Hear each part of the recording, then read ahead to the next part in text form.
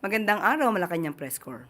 Oath-taking ng 50 star rank officers ng PNP, pinangunahan ni Pangulong Marcos Jr.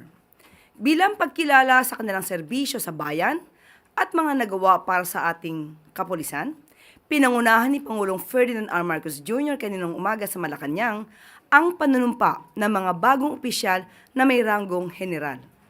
50 star rank officers, kabilang dito ang 6 na Police Major General at 44 na Police Brigadier Generals ang nanumpa sa kanilang mga mabigat na tungkulin. Ayon kay Pangulong Marcos Jr., ang pag-angat ng ranggo ng mga opisyal ay hindi lamang patunay sa kanilang katapatan at kahusayan sa serbisyo.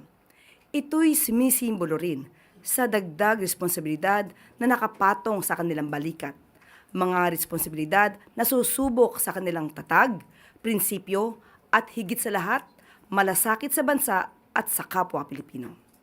Hinimok ng Pangulo ang mga nanumpang opisyal na pag-igihin pa ang trabaho para sa bayan, maging patas sa lahat at protektahan ang dignidad ng taong bayan, at ingatan ang kredibilidad ng institusyon at tiwala ng sabayanang kanilang pinagsisilbihan.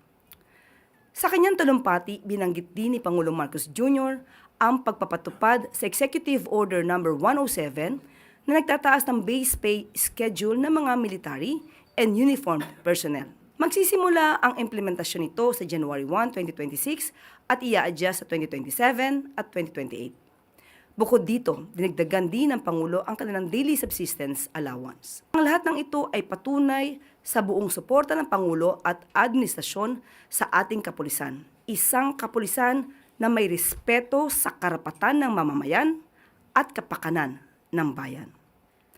Naway manatili pong buhay sa inyong puso at diwa ang bukal at walang sawang paglilingkod sa bayan.